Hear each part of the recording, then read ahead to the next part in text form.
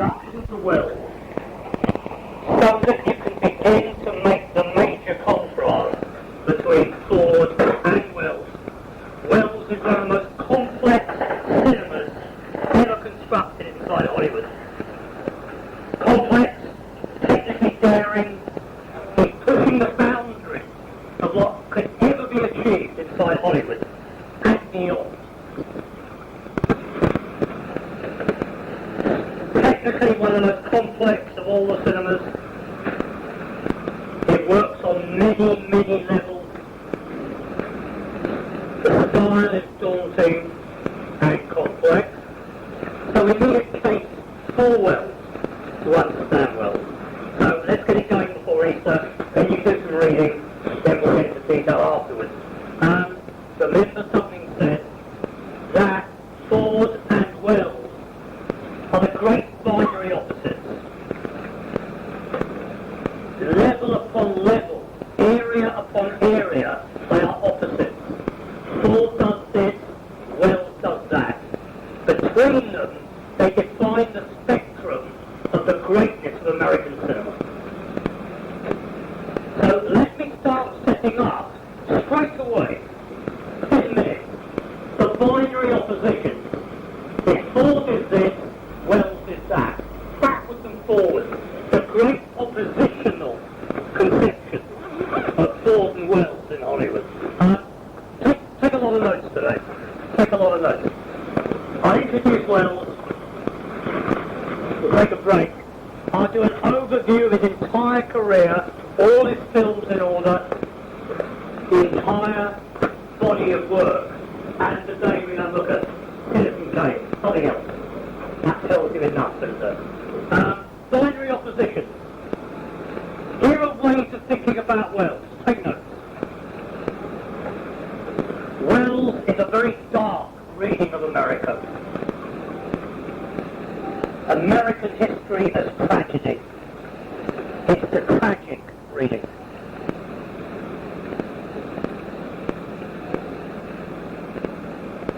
Ford is the great benchmark for the optimistic, celebratory reading.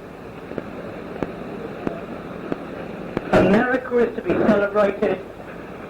Its values are sound. American history is to be understood. Founding values are American identity.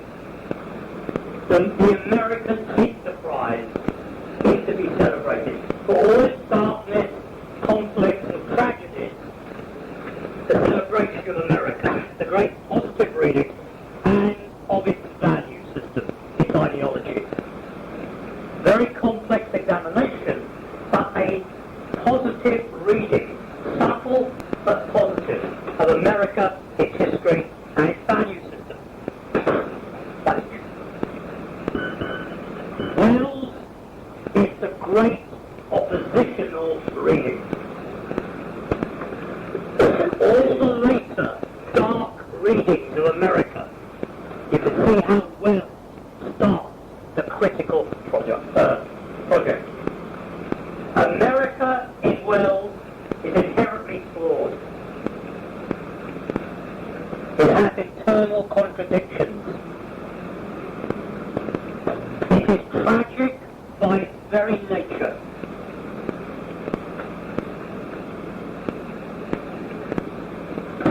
He constructs a reading of American history through these dark readings, tragic readings. Uniquely like Ford, all of American history is there. But instead of using the Westerns, he uses historical genres, Kane and Anderson. But for example, in Kane and Anderson's, the typical historical suite in Kane is 1870 to 1940. 1870 to 1940. And Anderson's is late. Can you take one each of those? Late 1930s, 20s. But they both chart the historical change of America from the 19th to the 20th century. Start reading. The full-scale historical dimensions of America are there.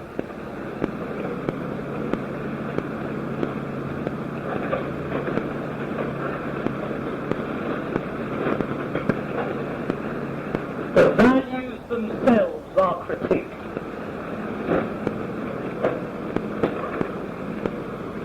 Just like Ford, you need the ideology column. Look at the front. Take your ideology column on the handout. Remember how that worked with Ford. Ford privileges the founding values, the positive reading, and will somehow absorb the negative, darker aspects. Use exactly the same column. Wells takes, quotes, the positive values and probes them, and sees tragic dimensions to the actual founding values. So all of those positive values are probed for weaknesses. And then the darker elements naturally emerge from the inherent weaknesses of the founding values. But straight away, there is something to do on Wells. The ideology column, look how he probes the founding values, seeing inherent contradictions. Hence, the dark aspects of American experience come naturally. So it's a critique of that column in Wells. Don't need to go through it line by line. You can do that now yourself in relation to all the Wells lectures to come. But the critique of America. The great historical sweep, but now the critique of America. The dark reading of America, self-contradictory, tragic for them. Wells is very different in binary opposition to Ford, also in the following different key respects. Ford works within the Hollywood system, the Hollywood professional. Wells is the outsider. He is the ultimate maverick outsider. At war with the studios. Opposing studio conception of cinema. Trying to break the boundaries. Opposing all Hollywood constructions.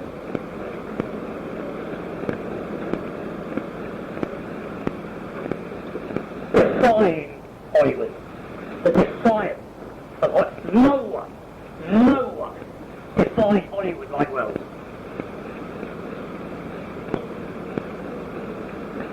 And they tried to destroy him for it. It's a war he couldn't win. And when I mean they tried to destroy him, I mean they tried to destroy him. The statutory rape charges will come up later. The attempted, fixed, rigged, statutory rape scam.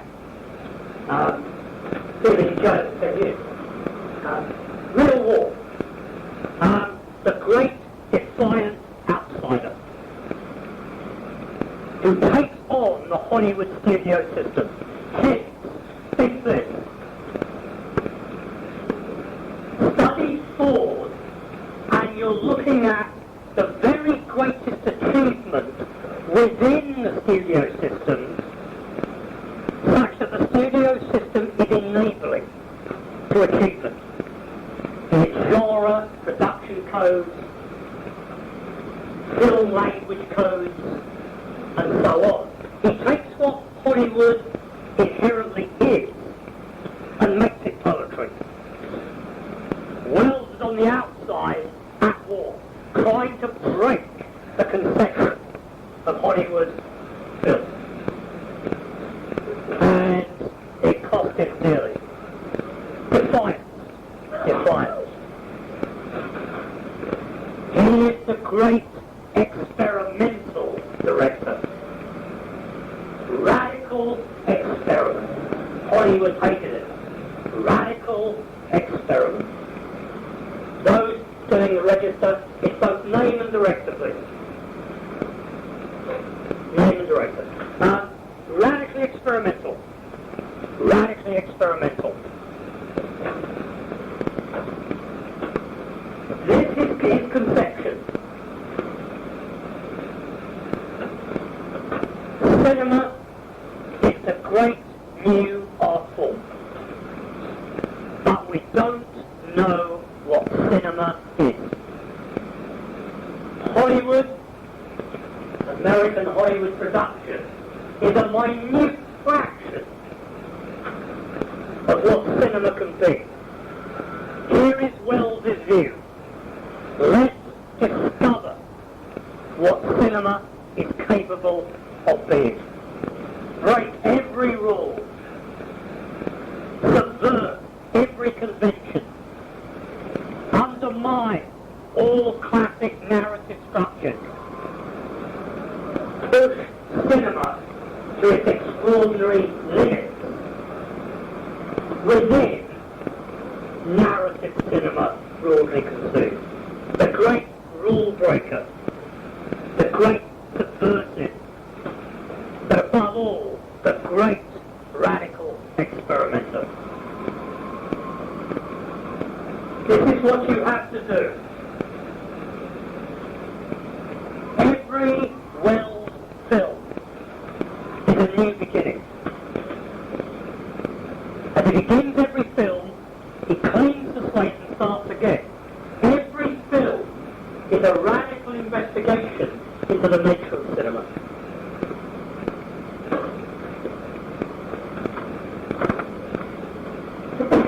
He will use genre, but he'll subvert it. He'll break every rule. Every film is a new start. Cinema is being rethought in Welles in every film. How can the boundaries be pushed this time? So, each of the great films, and we're going through them later, is a radical experiment into cinema. Here is something else crucial. His aesthetic values are European, opposite to Ford. Ford, his cinema, his view of America, his view of American values, is within the American grace. He is American through and through, modulating the immigrant experience. Irish American, as you could say Italian American, but it's an American vision, predicated on American values. Welles is a European cinema in many respects. He doesn't adopt any Hollywood practice.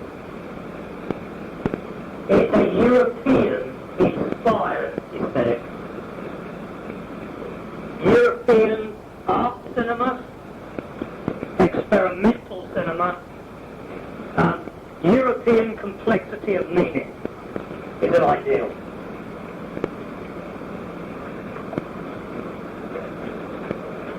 Incredibly well read, literary. He comes out of theatre. He's open to all European art and Western art.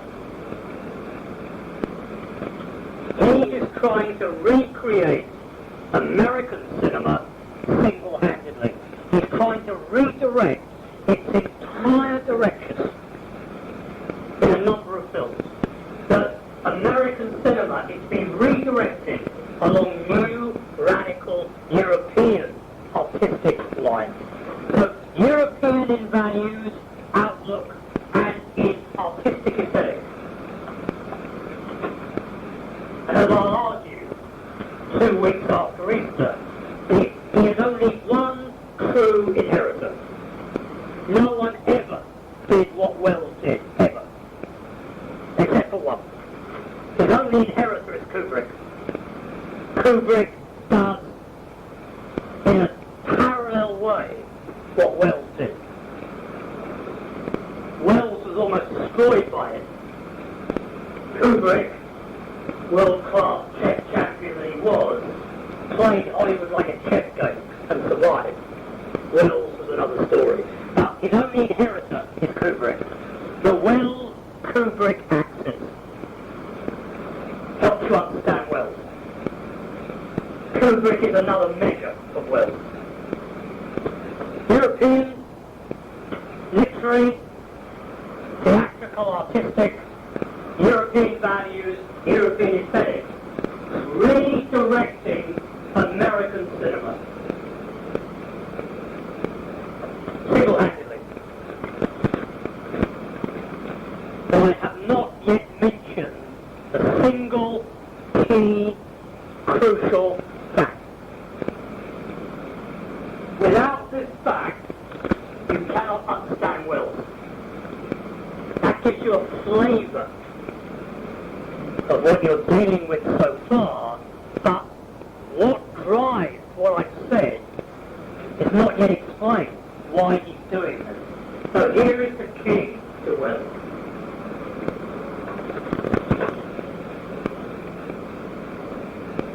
Going into cinema was a mistake. It was an accident. It was never meant to happen. He had no interest in cinema at all.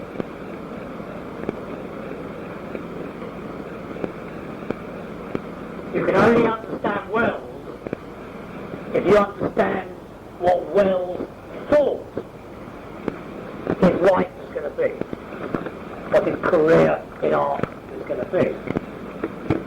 It got hijacked by accident, and that gives the understanding of Wells. What did Wells think his life's work was going to be? Now here's the key. For Wells, his life's work was going to be theatre. He is theatrical through and through. Theatre is the key.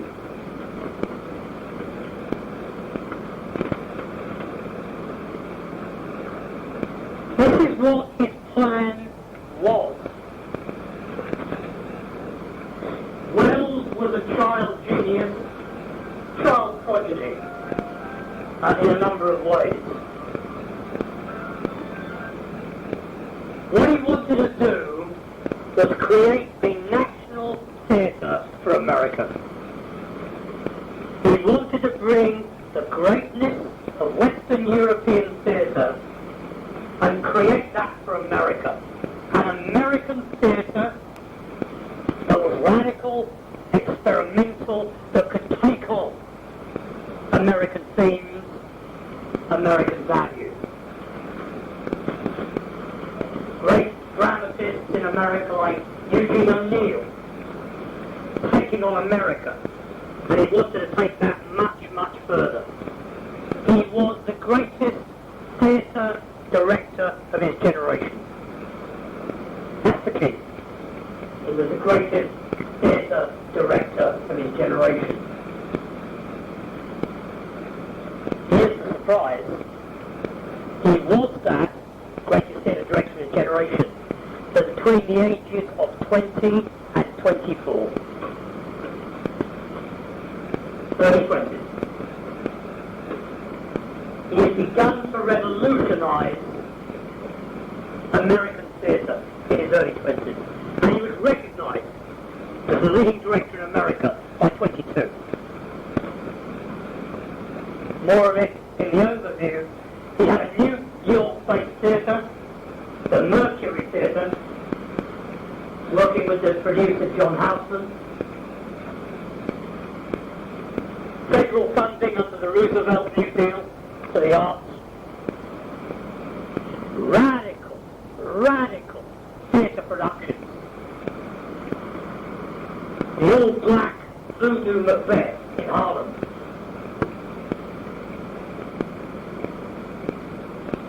With a cast of 150. More of that later. He never meant to go into film. He was going to revolutionize American theatre. Here were his models of radical theatre, epic theatre. Understand these models, you understand his films. Again, only through this route can we glimpse what this cinema is, how complex it is. Understand his theatre models, you understand what he's doing in cinema. Here are his models. He took the greatest stages of Western theatre. Greek tragedy. Athenian Greek tragedy in the 5th century. Don't bother with all the names. Aeschylus, Sophocles, Euripides, Aristophanes. Greek tragedy, the greatness of multi-level ancient Greek theatre. As an ultimate art form. In Wagner's operas, you glimpse a little bit of what Greek tragedy was. Every art form was drawn into Greek tragedy. That was one model. Model number 2, Shakespearean theatre. The two most complex moments of theatre in the West. 5th century Greek tragedy, 16th, 17th century Shakespearean tragedy. As art forms, multi-level, incredibly complex, using every existing art form, movement, dance, ballet, language, dialogue, poetry, set design, colour, narrative, storytelling. The total fusion of all Western art in a single great epic theatre. That was Wells's dream for America. Greek tragedy, Shakespearean theatre, and the great radical European theatres of the early 20th century. Brecht in Germany, Edward Gordon Craig in Britain, Stanislavski in Chekhov.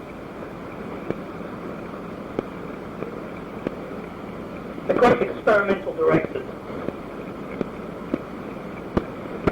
Wells was going to create an American theatre on that scale and with that complexity. And he was going to take on America, American history, American values, American ideology. To the instrument of radical theatre.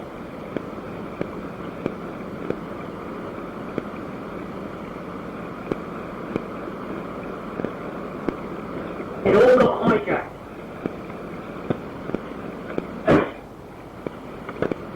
After the Voodoo Macbeth, after the Julius Caesar, after the Cradle Will Rock, and he also did radio, after the War of the Worlds broadcast, Hollywood came calling. He writes to Hollywood, make a feature film, RKO, and Wells kept saying no. No. So he kept making better and better offers. Final offer. You can make anything you want. Any film you want.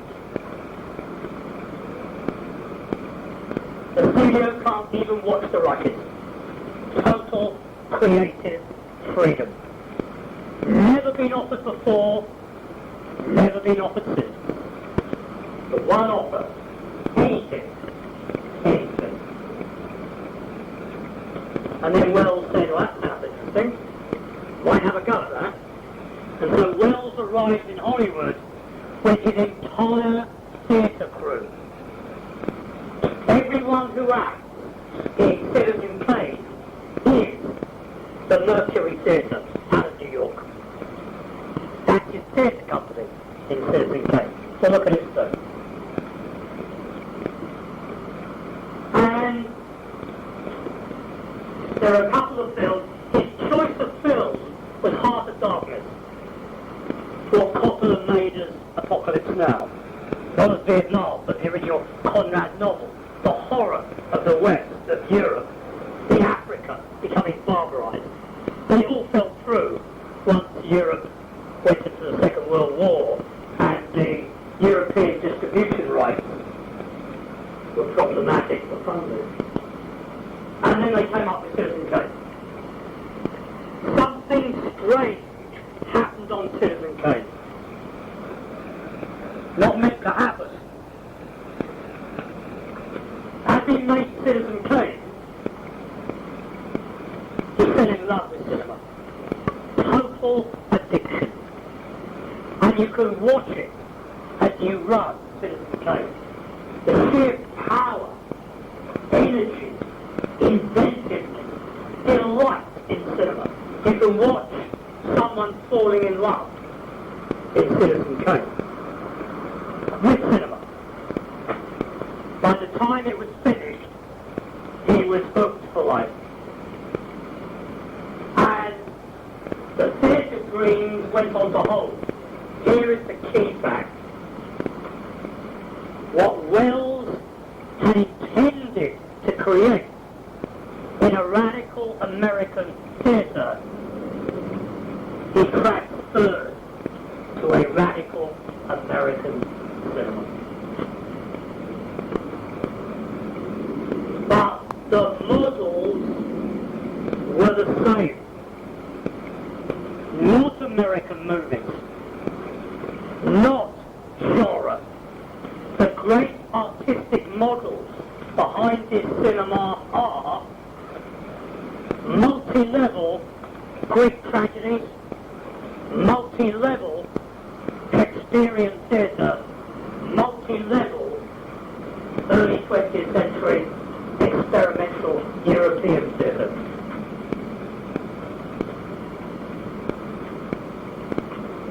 The whole of Wells's work is a meditation on what is the relationship between film and theatre. Where does one end and the other begin? What can each uniquely do? The boundaries of cinema are theatre. What are the boundaries? But the great theatrical models persist. So when you look at Wells's films, take the first three. We'll go in detail after Easter. Look. Citizen Kane, Magnificent Anderson's Lady from Shanghai. 1941, Kane, Anderson's 1942, Lady from Shanghai 1946.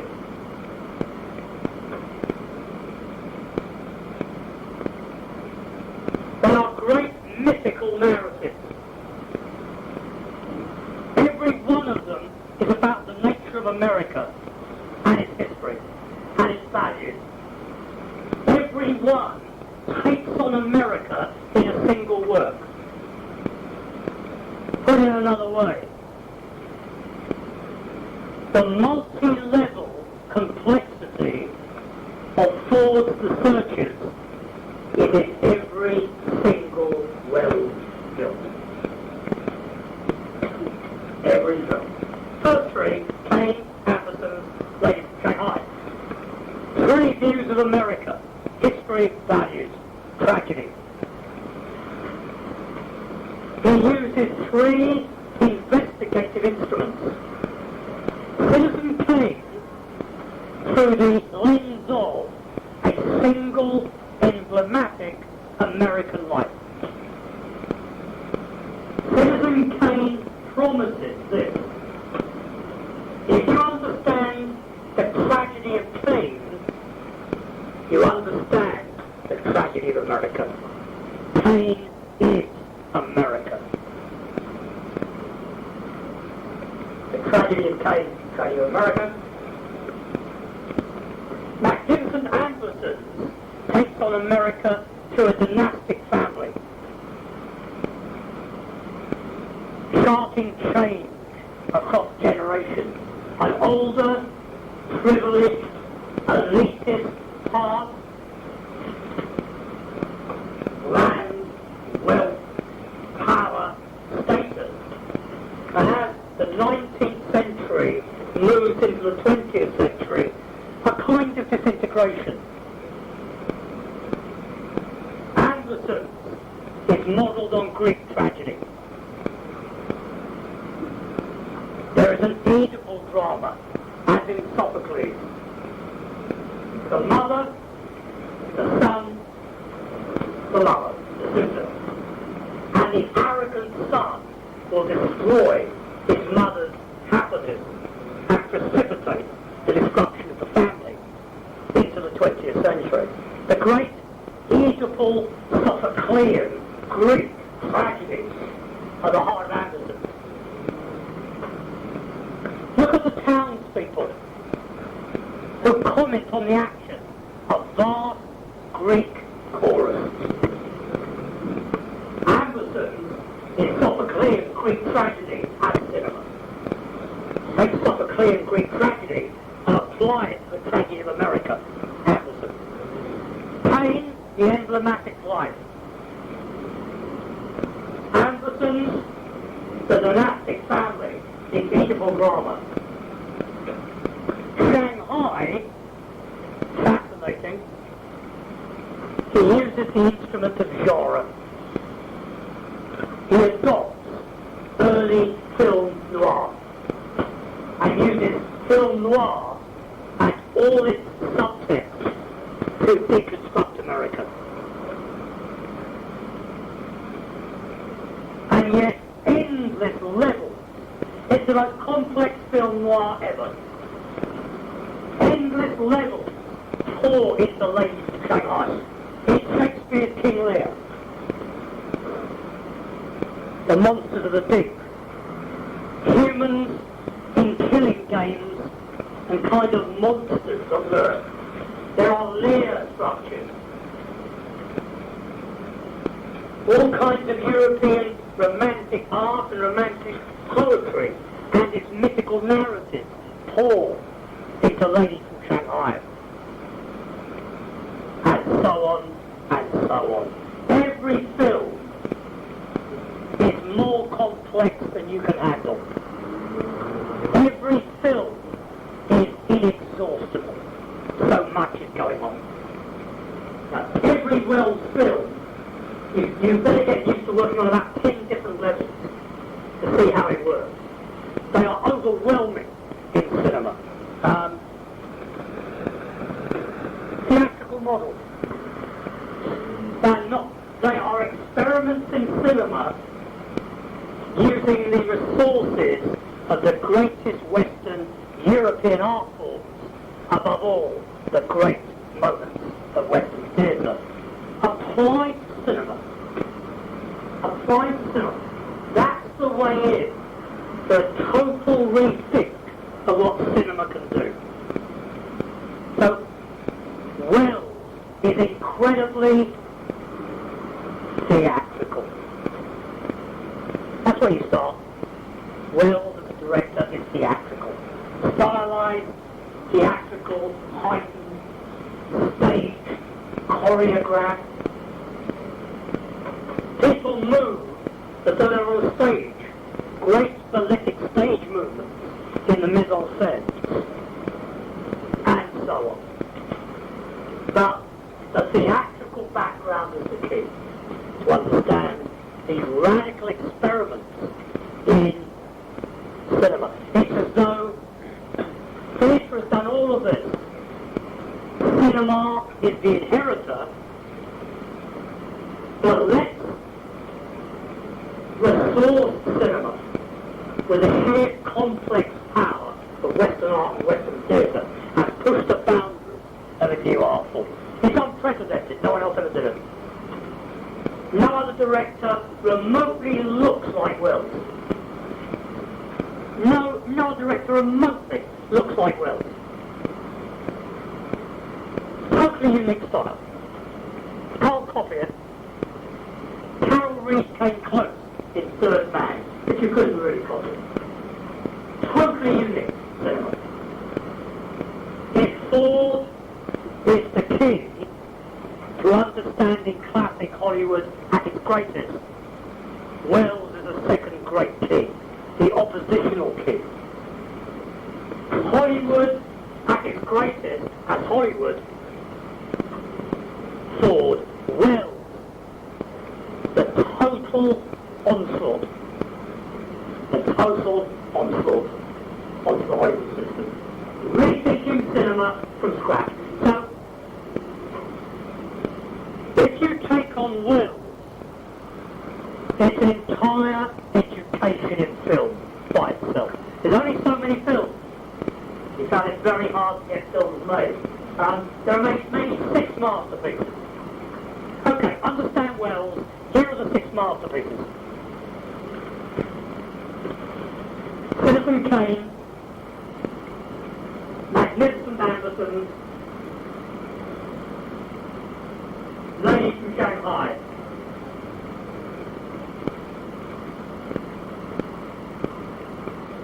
Maybe 7. Possibly Othello.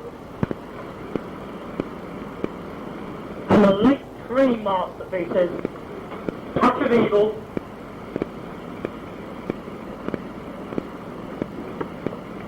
The Trial, adapting Kafka, The Trial, and his version of The Searchers, where he brings everything together, everything. Chimes at midnight.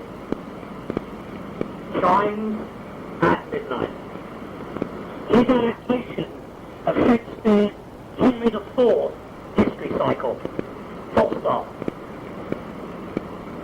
The young Henry V, the emergence of the great military warlord, Henry V, from the young, dissolute boy, and he charts the rise of the great military warlord, Henry V, and the friendship with Falstaff. He always said, everything is in Chimes at midnight. So we'll run that 2 weeks after Easter. Notice he made an entire series of Shakespeare films. The great Shakespearean model is directly applied to cinema. The short Republic Macbeth, 48. The 3-year filming Othello.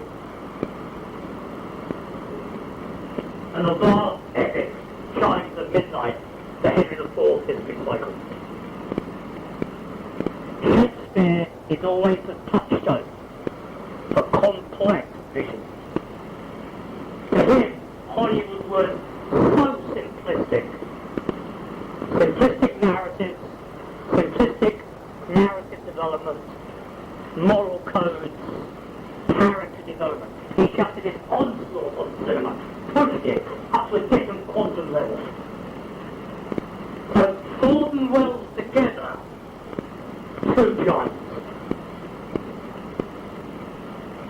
When you look at Hitchcock, after those 2, Hitchcock, as we will, Hitchcock looks totally different. And I would argue you start to understand Hitchcock in a totally new way when you come in Ford and Welles. Okay, so that would be the minimum you would need to know to have an inkling of what Welles is. The films don't look like anything you've seen, though people have copied parts. Kane is like German expressionist silent cinema. European. Very different. That's where you start. With Welles, that's what you're dealing with. So that's where we'll start. We'll look at some today.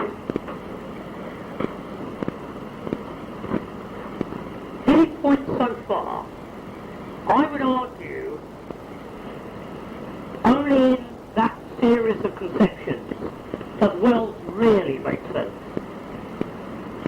You have to understand how different his approach is.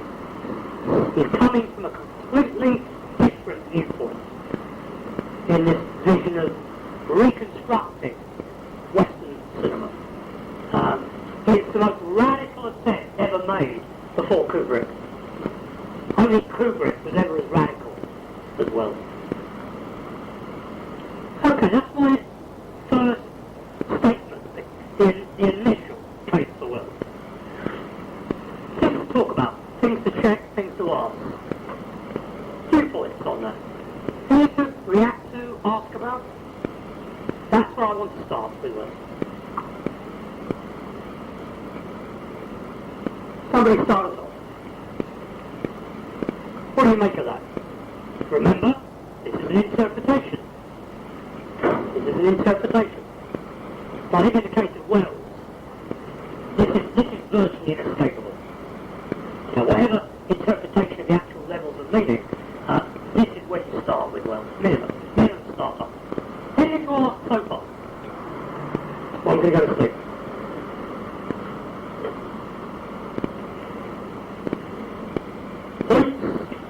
Questions?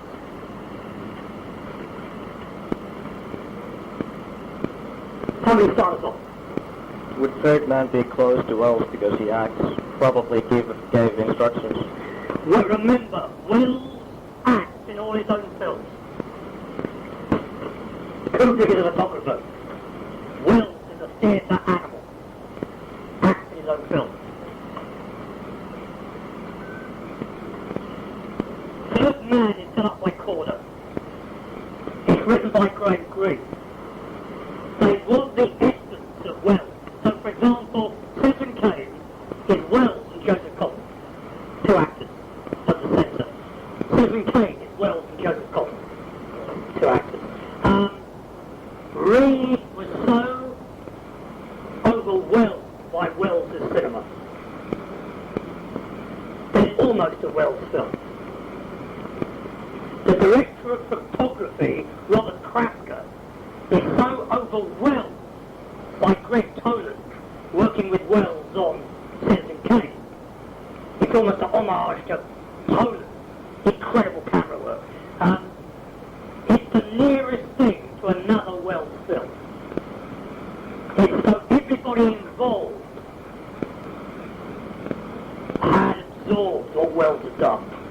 And with Wells present, it's almost a Wells construction. He directed none of it, he didn't interfere, they just did it around him. No question. You said in Wells films there's loads more levels that we can, loads more levels that we have to do that. Millions of levels. Yeah, well, many levels. Don't take it on the surface. Many levels of meaning.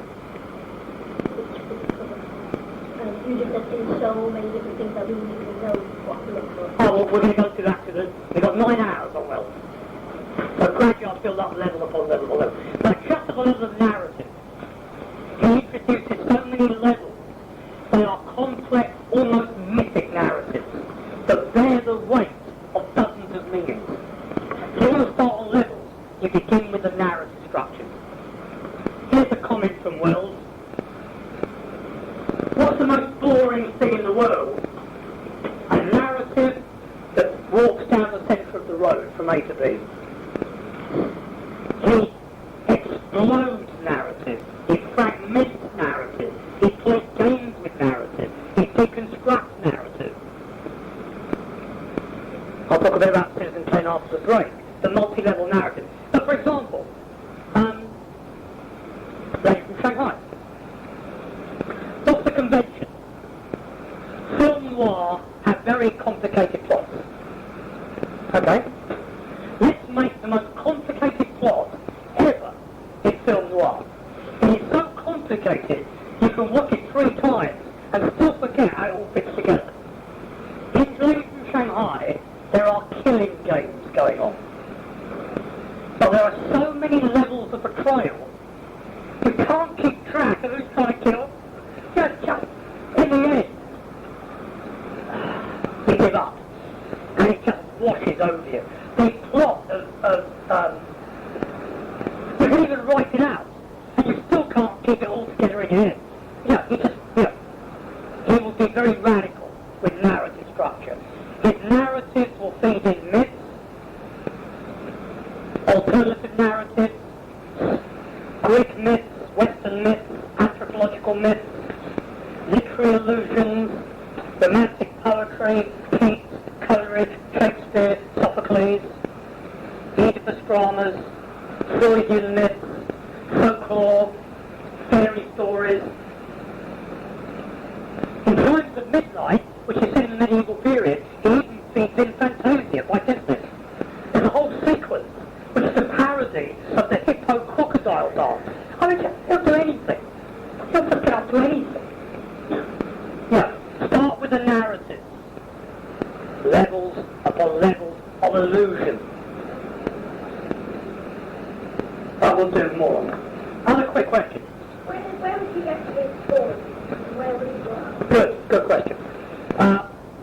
Ford is the view of America as the immigrant experience. Irish American. Wells is brought up in Wisconsin, which really pissed him off, because he was conceived in Paris. He thought being born in Wisconsin was a real bummer. Midwest. But a cultured, wealthy, established Protestant American family. American establishment.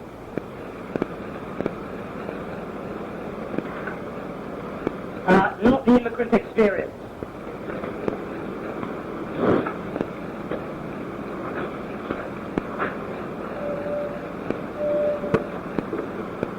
Just read through Wells' themes. Just read through Wells' themes. Read the theme list. If you've got a deep, continuing thematic core in Wells, across all the masterpieces, it's something like this. The view of American history, just follow it through, I do 3 or 4 minutes. Read through. The view of American history. It's a critique of the modern age. He hates the modern age. He looks backwards in history. He hates modernity. Western, industrial, without values. He looks at American history from an earlier, simpler, unhurried, privileged past to a more brutal modern present. Here's the great theme of Wells: power. These are studies in power. That's his great theme: the nature and exercise and corruption of power. Money, power. Paul is the West, Wells is the industrialized East. The great thing is power, ego, vanity, powerful male figures that self-destruct. American power and its tragic basis. Great themes, innocence and the loss of innocence. Song as in blank. Songs of innocence and experience. What is innocence? What is experience? And what will it do to you? What is innocence lost? Every film. What is innocence lost? The innocence of childhood lost. Individuals or historical societies. The great myth of the fall. The loss of innocence, great damnation of the American dream. The American dream structures these films. The theme of power and corruption. The great theme of betrayal. People betray each other. Betrayal. The corruption of friendship. Friends betray friends is the tragic cause. Innocence and idealism in a brutal world of power and evil, that's the dark vision.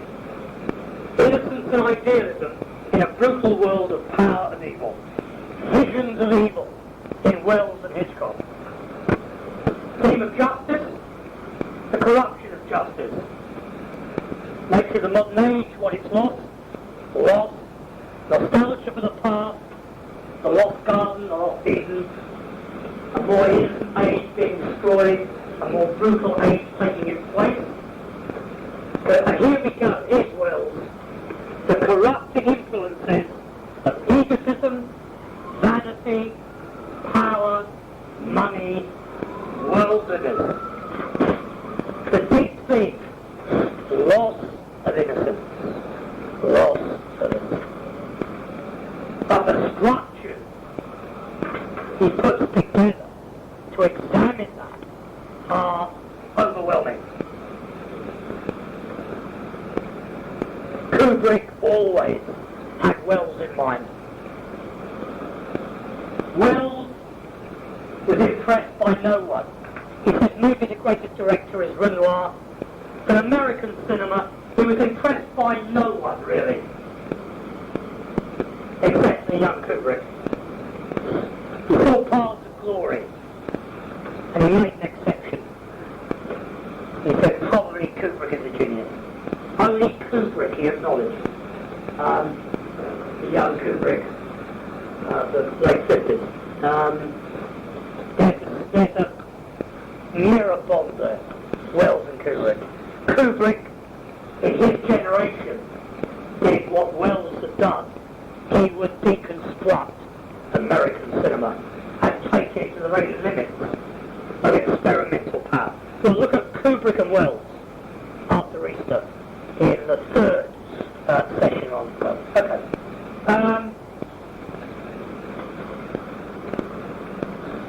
12-minute break today. Because we need to start a quarter past. I need 6 guys carrying large readers. Let's go get the readers. Remember, we meet again 4 weeks today. So the 3 weeks, we meet again 4 weeks today on Wednesday afternoon. So we'll continue Wells after 4 weeks. So Lord's the after Easter. Well, let's just do an overview of Wells' career in cinema. The main films in order. Production. Now there are more disasters in Wells' film career than any other director. Surviving disaster became a speciality. He just kept going. But the disasters are appalling. We have to overcome. I'm going to sit down for some of this time. A screen defiant.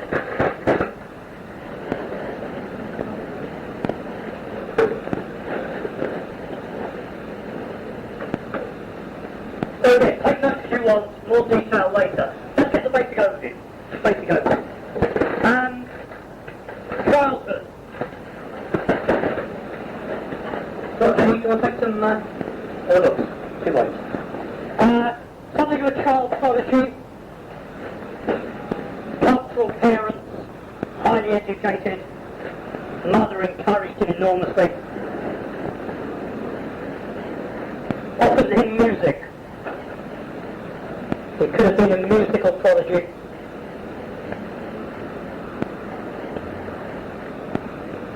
His mother died when he was quite young, and he stopped playing music immediately. Painting, small amateur theatre at school, directing, acting.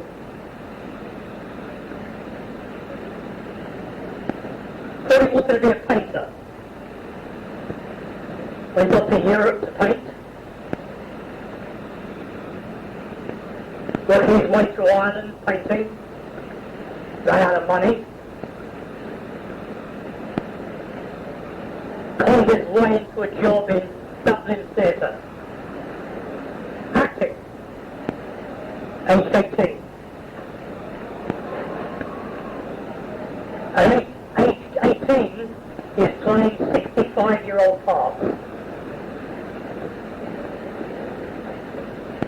success in acting in Dublin. Actors from the Dublin Theatre would work with him on the Othello film. Michael McLeod. Back to New York. Fascinated by theatre and radio, but theatre. He begins the theatre ambitions I described. Radical New York theatre. Federal funding.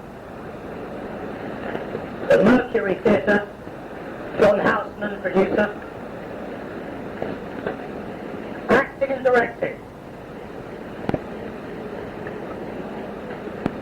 His painting turns to theatre for life. For that visual sense is used. Major productions. Experimental productions. The most dramatic is the Macbeth. He sets in Haiti. The magic becomes Haitian voodoo. He always claimed to use real Haitian voodoo people in the production. Black Harlem. Shakespeare by black actors. So the great Harlem black Haitian voodoo Macbeth. His greatest achievement in theatre is the Macbeth.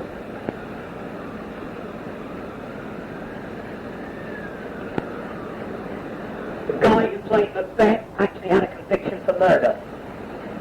He really pushed the boundaries. He always claimed the actor and dramas. Yeah. Extraordinary theatre experience. To fund the theatre, he was working in radio. Money earned in radio in New York funded radical theatre. He would go from radio station to radio station playing parts.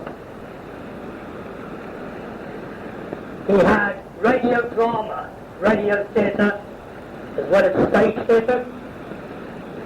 Different play every week. Trouble with Wells is he would always get bored easily. On the radio production of H.G. Wells' War of the Worlds, let's go out by the weekend. By about Wednesday, he got totally bored with it. Threw the script out, said, right, let's do it as a modern radio broadcast.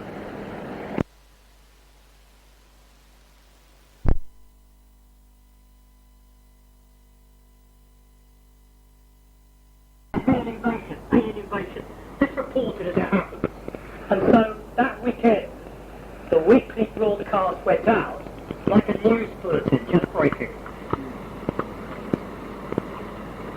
Panicked most of the east coast of America.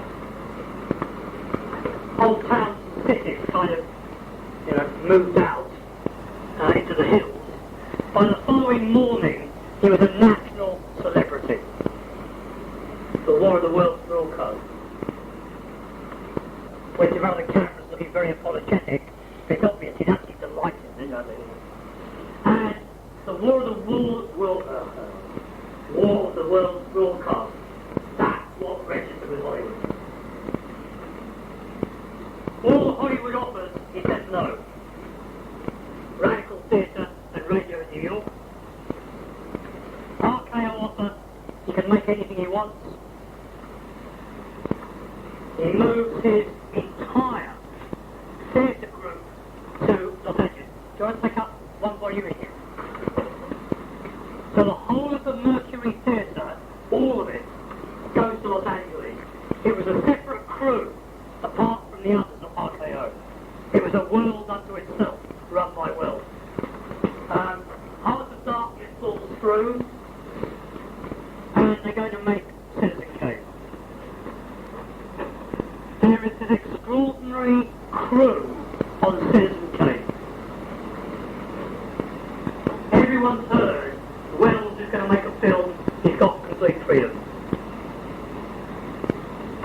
The greatest director of photography comes to him, Greg Tolan. John Ford's director of photography of Grapes of Wrath comes to Ford and Wells, offers to be his photographer. says, well, that's great, but I don't know anything about film. And he says, that's why I want to work on this. You'll do everything from scratch. Poland was bored.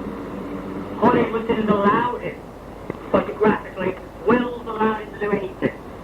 So Poland pushed photography to its limits on Citizen Kane. The main writer, Herman Mankiewicz, he gathered around him the great rebels. Poland was a rebel. Mankiewicz was the ultimate rebel. He was always getting fired. He was always losing jobs. Alcoholic, New York, newspaperman, political, savage, satiric. He works with Wells on the script. It was called The American. The key idea was, let's take a big American figure and take on the nature of America. The original script is about Howard Hughes. That's what Scorsese is making at the moment.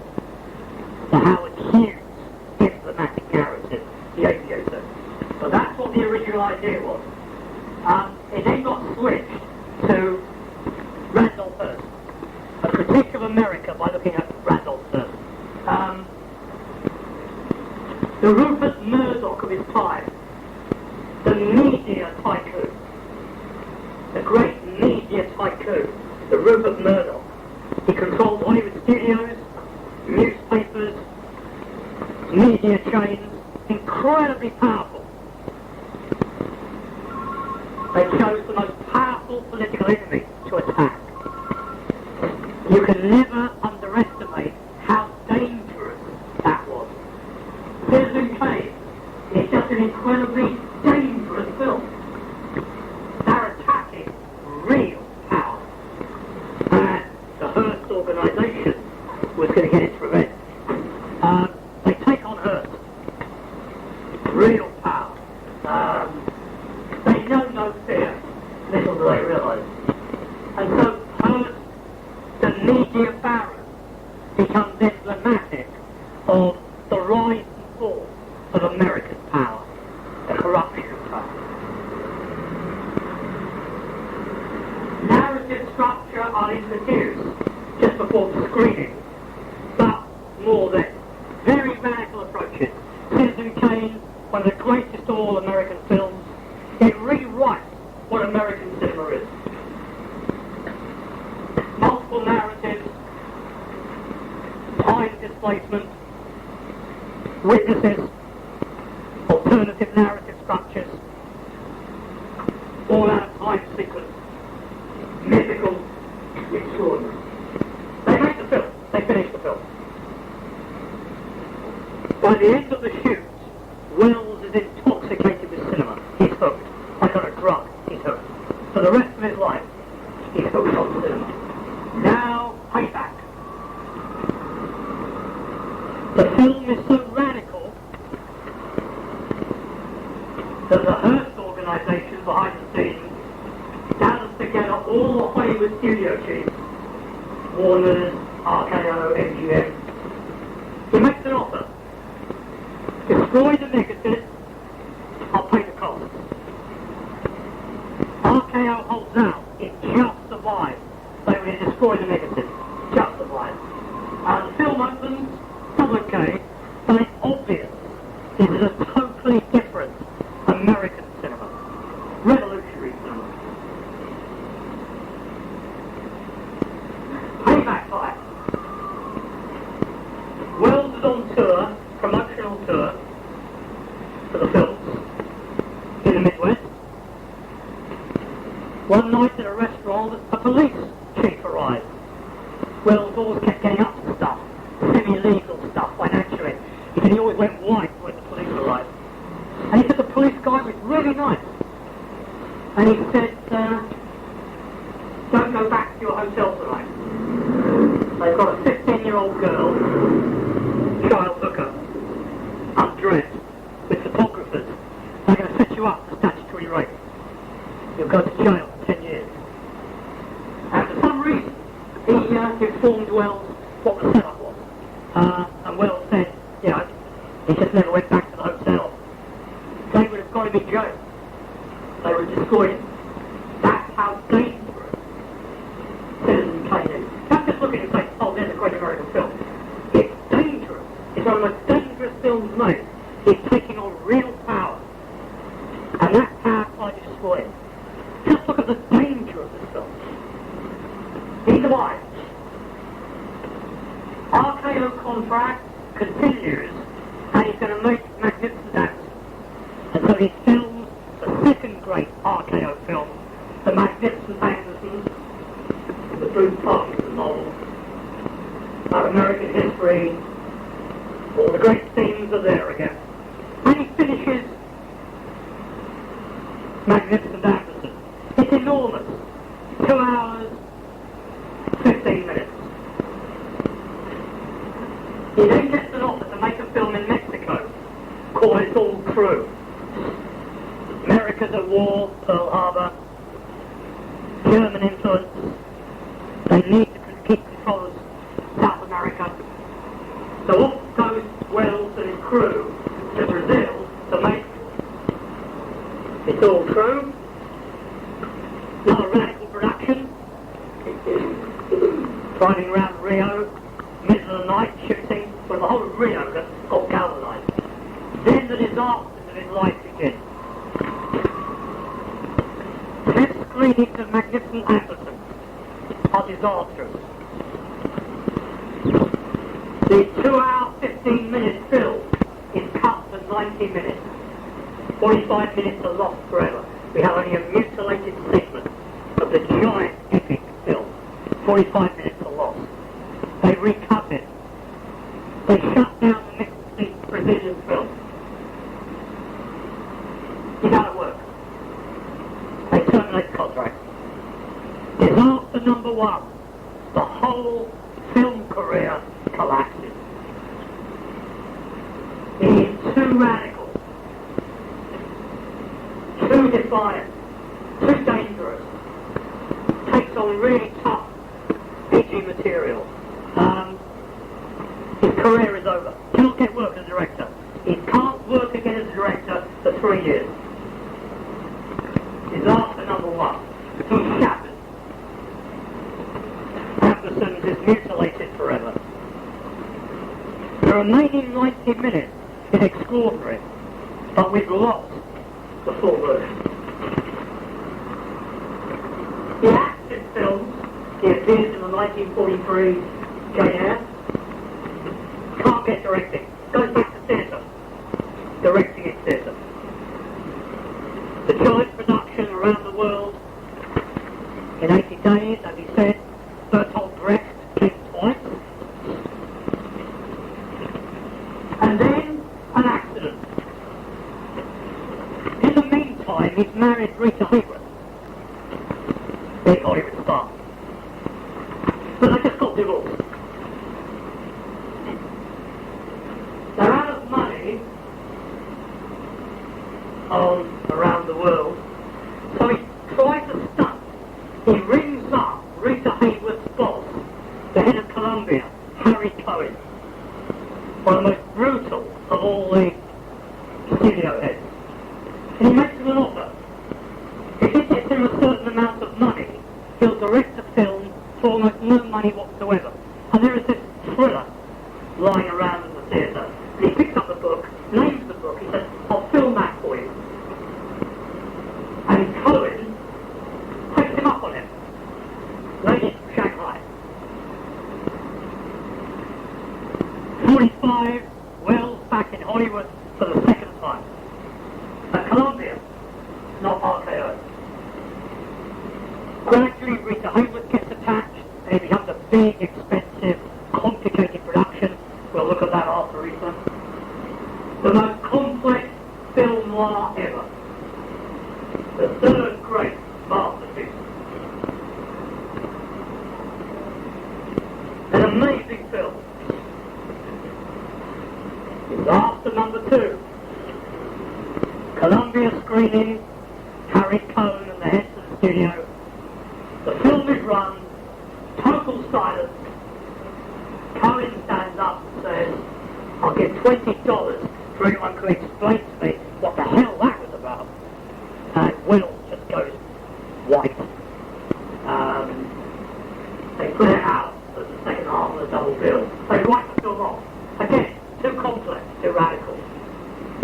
His Hollywood career totally collapses. He never works in Hollywood again. Well, no, there's another couple of years, and then it's over, and he doesn't work in Hollywood again for 10 years. He tries one more experiment. He shoots Macbeth in 12 days for a public on a low budget, but that doesn't do any good either. He owes taxes, he leaves America. His Hollywood career is over. 3 masterpieces are made.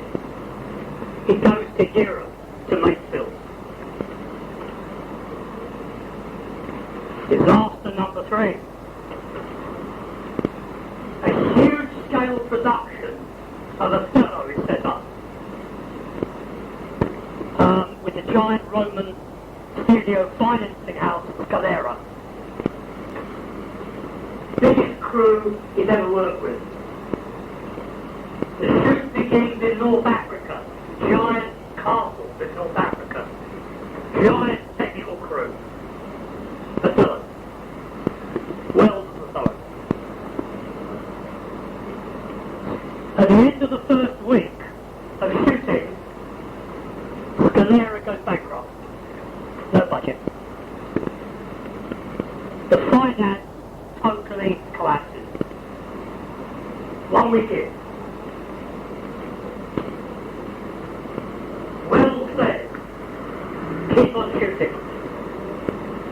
He takes his crew down for the essentials. He keeps his actors together. And he goes on shooting for 2.5 years. He keeps closing it down, goes off, acts in a film, gets some money, comes back, shoots another 5 minutes. Goes off, acts somewhere, comes back, shoots another 15 minutes. He went on for over 2 years. Keeping his actors in the big hotels. But he paid for it by acting in films, including The Third Man. He would act in anything. Between 1949 and 1951 to finance Othello. No money for sex, so he shoots all over Italy, all the great Renaissance cities, the real cities, and forces learns guerrilla filmmaking. The action films, gets money, comes back, shoots the next bit of Othello. It goes on and on and on. But it's one of the most difficult productions in history. And it is released, and it's very good. Disaster number 4. He starts to work on a film called Mr. Arkadin, known as Confidential Report. Misses. He films it. We have it. Confidential Report.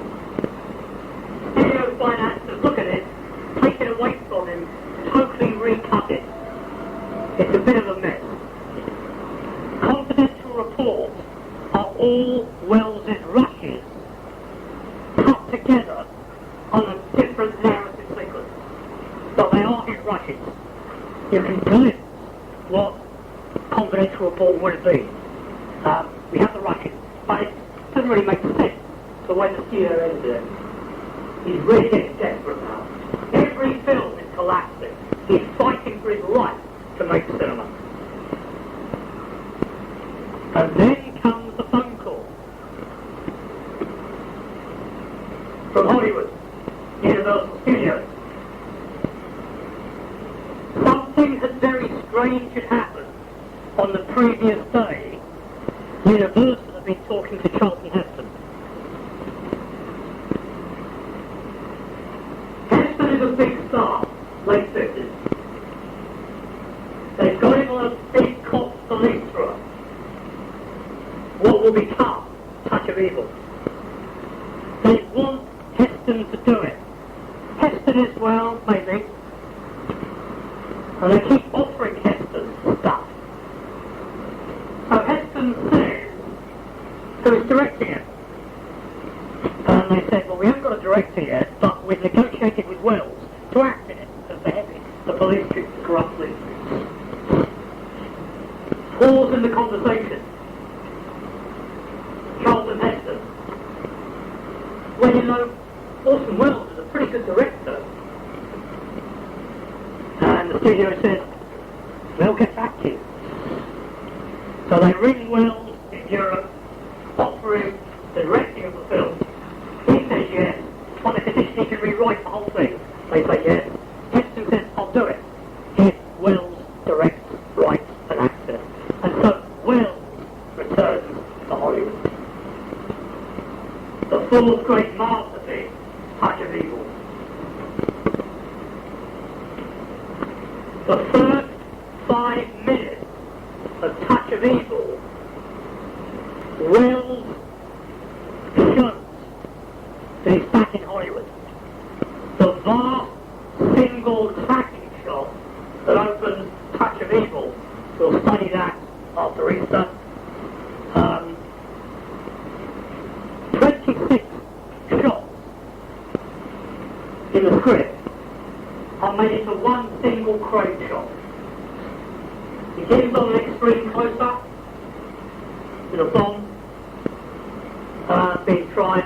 Someone runs down a street, the camera follows, he puts in the boot of a car, the camera goes up 30 feet, the car moves, tracks the car, the tracking shot goes on for 3/4 of a mile, cross buildings, down at street level, through streets, they close down entire cities to shoot it. Incredible action, different narratives run into the shots, close-ups, differences, one narrative, another narrative, whole herds of goats go across the street at night. And it all comes down to a couple kissing. And then the world blows up in flames, and he cuts for the first time. The opening tracking shot, Touch of Evil. Wells shows what he could do with Hollywood production. It's the shot that's parodied in the opening order of the play.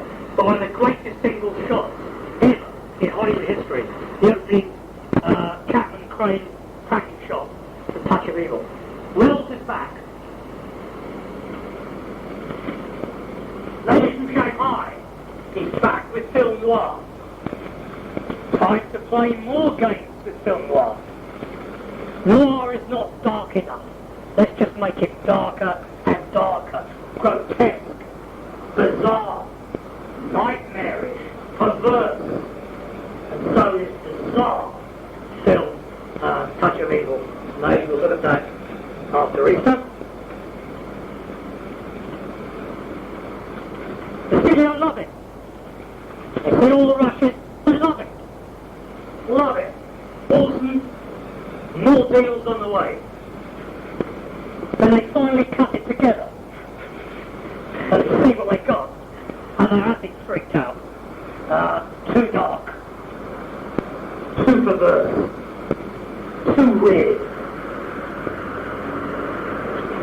They shut the gates on him. He never works in Hollywood again. Third collapse of a third Hollywood career. Lots of material was lost. They tried to reconstruct